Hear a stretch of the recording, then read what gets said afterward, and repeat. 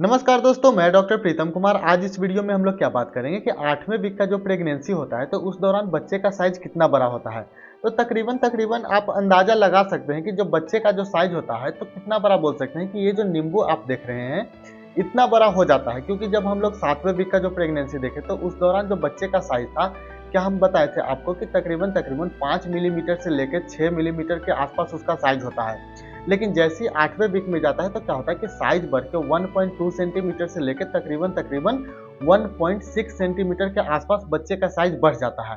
तो आप अनुमान लगा सकते हैं कि बच्चे का साइज ये नींबू जो मेरे हाथ में है इतना बड़ा बच्चे का साइज हो सकता है। और ये जो साइज होता है तो इसी साइज में क्या होता है कि बच्चा जो अंदर डेवलप होता है, यानी कि बच्चा अंदर बड़ा होता है तो अंदर ही अंदर उसका सारा अंग धीरे धीरे बनने लगता है। तो इस दौरान हम लोग देखते हैं जो अंग का विकास होता है, तो जो हम लोग का जो उंगली है या फिर पैर का जो उंगली होता है तो इसका धीरे धीरे विकास होने लगता है। तो जो 7वें वीक का जो प्रेगनेंसी था तो उस दौरान हम लोग क्या देखे थे कि जो फिंगर का जो साइज था, जो धीरे धीरे डॉट डॉट डॉट टाइप का, वहां पे बस एक अनुमान लगाया जा रहा था कि हाँ यहाँ पे फिंगर का डेवलपमेंट होगा।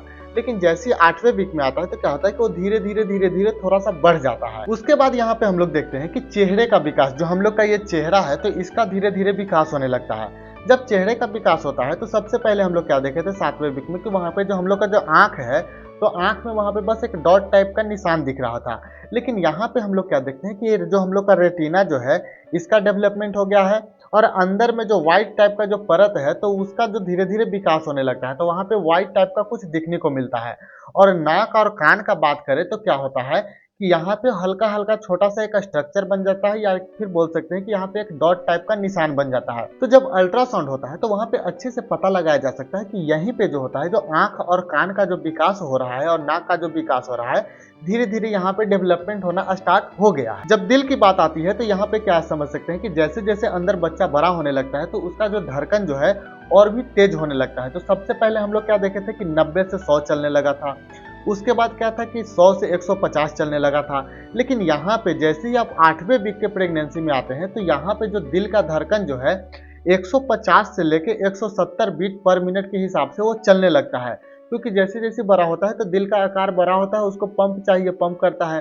तो इसके लिए उसको धीरे धीरे जो होता है तो दिल का विकास होने लगता है और उसका धड़कन भी काफी ज्यादा तेज होने लगता है। और इस दौरान एक महत्वपूर्ण चीज और भी देख सकते हैं, जो दिल होता है, जो हार्ट होता है जिसको बोलते हैं, इसके अंदर चेंबर का डेवलपमेंट होता है। जैसे हार्ट में हम लोग का 4 चेंबर होता है, right atrium, right ventricle, left atrium, left ventricle, 4 भाग में डिवाइड होता है। तो इसी तरह से ये चेंबर का डेवलपमेंट जो होता है, जो 8वें वीक का जो प्रेगनेंसी होता है वहां पे होने लगता है। सबसे पहले हम लोग 7वें वीक में क्या देखे थे कि वहां पे ब्रेन का डेवलपमेंट हो रहा था। तो ब्रेन का डेवलपमेंट कैसे हो रहा था, न्यूरल ट्यूब बना, न्यूरल ट्यूब के बाद क्या बना, उसके बाद ब्रेन और स्पाइनल कॉर्ड बना। तो जब भी ब्रेन और स्पाइनल कॉर्ड बन गया तो आगे जब आ गया जो प्रोसेस हो गया जो 8वें वीक में, तो यहाँ पे होता है जो हम लोग का जो दिमाग है, अंदर में जो ब्रेन का डेवलपमेंट हुआ है, ये 2 पार्ट में डिवाइड रहता है, एक लेफ्ट में एक राइट में। तो इसका जो वहां पे डिवाइडेड हो जाता है, यानी कि हेमिस्फीयर बन जाता है। और अंदर में जो हम लोग का दिमाग का जो सेल होता है, अंदर में सेल का धीरे धीरे और डेवलपमेंट होने लगता है, यानी कि ब्रेन सेल का संख्या जो है यहाँ पे बढ़ना स्टार्ट हो जाता है। जब बात आ गया ब्रेन का, तो अंदर का और भी अंग कैसे वो पीछे रहे। तो यहाँ पे जब 8वें वीक का जब प्रेगनेंसी आता है तो क्या होता है कि धीरे धीरे अंग का डेवलपमेंट होने लगता है। बाहरी अंग का तो आप देख लिए, जैसे हाथ पैर और भी सारा चीज, नाक कान, ये सब देख लिए। लेकिन अंदर में जो होता है, जो हार्ट हो गया, लीवर हो गया, किडनी हो गया, ये सब का जो विकास होता है धीरे धीरे 8वें वीक का जो प्रेगनेंसी होता है वहां से स्टार्ट होने लगता है। तो ये सारा जो चीज हम लोग देखें कि कैसे कैसे डेवलपमेंट होता है 8वें वीक में, तो 8वें वीक में इतना सारा डेवलपमेंट बच्चे के अंदर हो जाता है। तो जैसे ही डेवलपमेंट होता है तो इसके साथ आप देख सकते हैं कि माँ के अंदर, यानी कि माँ के शरीर में कुछ ना कुछ वहां पे भी परिवर्तन होता है। जैसे कि आप देख सकते हैं कि महिला लोग को क्या होता है कि मॉर्निंग में बहुत ज्यादा वॉमिटिंग जैसा लगेगा या फिर थकावट जैसा लगेगा, जिसको बोल सकते हैं मॉर्निंग सिकनेस। तो जैसे जैसे डेवलपमेंट होता है, बच्चे का विकास होता है, तो ये मॉर्निंग सिकनेस थोड़ा सा बढ़ जाता है। यहाँ पे आप देख सकते हैं जो ब्रेस्ट होता है, स्तन जिसको बोलते हैं, उसका भी डेवलपमेंट होता है, वो बड़ा होने लगता है, थोड़ा सा टाइट हो जाता है, कड़ा हो जाता है, और वो जो होता है बहुत ज्यादा सेंसिटिव हो जाता है। कभी कभी आप महसूस करते होंगे कि उसमें हल्का हल्का दर्द भी होता है। अगर नॉर्मल दर्द है तो कोई बात नहीं है, अगर बहुत ज्यादा टेंस, बहुत ज्यादा दर्द हो रहा है तो सीधे डॉक्टर से आपको मिलना है। महिलाओं को इस दौरान क्या होता है कि थकावट बहुत ज्यादा महसूस होती है। थकावट इसलिए महसूस होती है क्योंकि क्या होता है कि अंदर में बच्चा डेवलप हो रहा है तो उसको एनर्जी चाहिए, और एनर्जी उसको कहाँ से मिलता है, तो माँ से ही मिलता है। तो माँ का जब एनर्जी बच्चे तक जाता है तो माँ में एनर्जी की कमी हो जाती है, जिसकी वजह से क्या होता है कि उनको थकावट महसूस बहुत ज्यादा होने लगती है। माँ के अंदर अक्सर देखा जाता है कि उनको मूड स्विंग होता है, कभी वो उदास रहेंगे, कभी इरिटेट हो जाएंगे, या फिर कभी उनको समझ में नहीं आता है कि उनके साथ क्या हो रहा है। तो ये जो मूड स्विंग देखने को क्यों मिलता है, क्योंकि अंदर में जो हार्मोनल का बदलाव होता है तो उसके कारण से उनको बहुत ज्यादा मूड स्विंग देखने को मिलता है। अंदर में क्या होता है कि बच्चा का जब डेवलपमेंट होता है तो यूट्रस धीरे धीरे बड़ा होता है, और जब भी यूट्रस धीरे धीरे बड़ा होता है, जो पेल्विक एरिया हो, जो नीचे का जो एरिया है, उसमें खिंचाव होता है। तो जो खिंचाव होता है तो जिसके कारण से क्या होता है कि वहां पे वो डिस्कम्फर्ट यानी कि अच्छा महसूस नहीं करते हैं।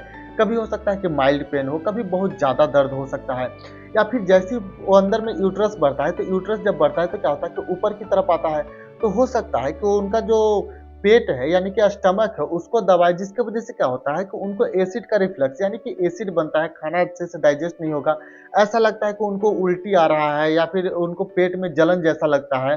तो एसिडिटी का कंडीशन उनको देखने को मिल सकता है। तो ये जो था माँ के शरीर में बदलाव आता है, तो इसके साथ साथ होता है कि उनको बहुत ज्यादा कॉम्प्लिकेशन हो सकता है, यानी कि उनको कुछ ऐसा चीज हो सकता है कि जिसके वजह से वो घबरा सकते हैं, या फिर उनको डॉक्टर से सलाह लेना पड़ सकता है। जैसे क्या होता है कि जो 8वें वीक का जो प्रेगनेंसी होता है तो इस दौरान देखने को मिलता है कि ब्लीडिंग, अगर नॉर्मल स्पॉटिंग हो रहा है तो ठीक है, हल्का फुल्का ब्लीडिंग हो रहा है तब ठीक है।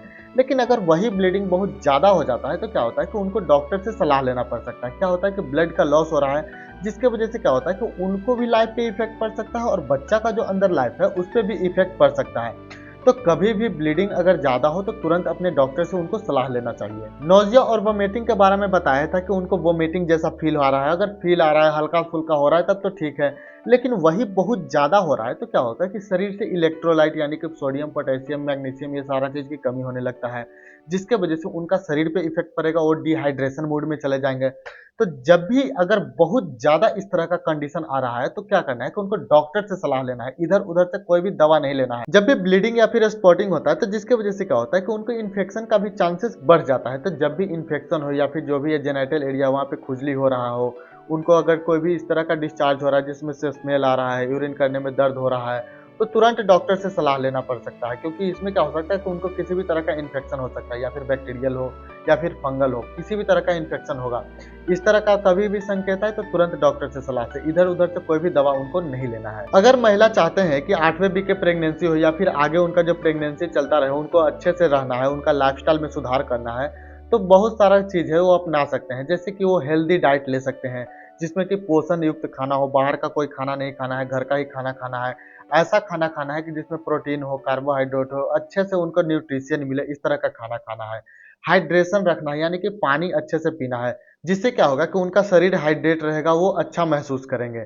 तनाव जो लेते हैं, तनाव से बिल्कुल दूर रहना है, जैसे यानी कि स्ट्रेस जिसको बोलते हैं, स्ट्रेस से बिल्कुल दूर रहना है, तनाव से दूर रहना है, क्योंकि तनाव के कारण हो सकता है कि बच्चा पे भी इफेक्ट पड़ेगा, और हो सकता है कि उनका बच्चा भी खराब होने का संभावना बढ़ सकता है। तो इसलिए बिल्कुल भी तनाव से दूर रहें। हल्का फुल्का एक्सरसाइज करें, जो भी आपको दर्द होता है तो उसमें आपको सहायता मिलेगा।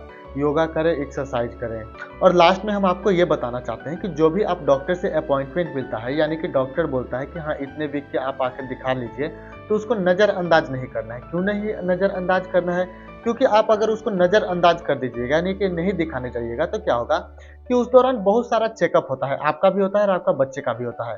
तो खुदा न खास्ता कुछ ऐसा चीज ना हो जाए कि जिसके वजह से आपको या फिर बच्चे को कॉम्प्लिकेशन हो जाए। तो इसके लिए क्या करना है कि जब भी डॉक्टर बुलाए तो आपको तुरंत उसके चेकअप के लिए जाना है। इससे क्या होगा कि आप भी सुरक्षित रहिएगा और बच्चा भी सुरक्षित रहेगा। तो ये था 8वें वीक के प्रेगनेंसी के बारे में कि क्या क्या डेवलपमेंट होता है, क्या क्या कॉम्प्लिकेशन हो सकता है, और उससे बचाव के लिए आप क्या कर सकते हैं। अगर ये जानकारी आपको अच्छा लगा तो प्लीज हमारे चैनल को सब्सक्राइब कर दीजिएगा। अगले वीडियो में जानते हैं कि 9वें वीक के प्रेगनेंसी में क्या क्या होता है और उस दौरान क्या क्या बदलाव होता है। तो आशा करते हैं कि वीडियो आपको अच्छा लगा होगा। धन्यवाद।